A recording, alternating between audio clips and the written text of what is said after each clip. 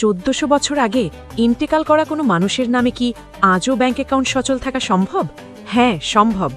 আমি বলছি হজরত ওসমান রাজিয়াল্লাহু আনহুর সেই ঐতিহাসিক কুয়া নিয়ে।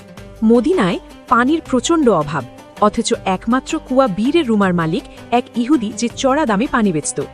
নবীজি সাল্লাল্লাহু আলাইহি ওয়াসাল্লাম বললেন, কে এই কুয়া কিনে দান করবে, বিনিময়ে আল্লাহ তাকে জান্নাত দেবেন।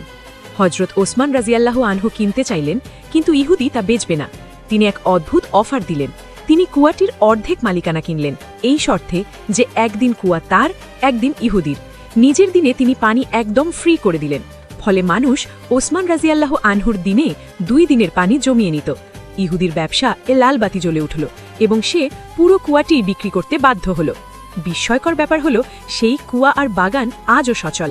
আজও ওসমান রাজিয়াল্লাহু আনহুর নামে ব্যাংক অ্যাকাউন্ট থেকে সেই অর্থ এতিম ও দরিদ্রদের সেবায় ব্যয় করা হয়। দেখো, আমার কুয়া বানানো প্রায় শেষ। এমন আরও গল্প আর নতুন নতুন ক্রাফটের ভিডিও দেখতে চ্যানেলটি সাবস্ক্রাইব করে দিও।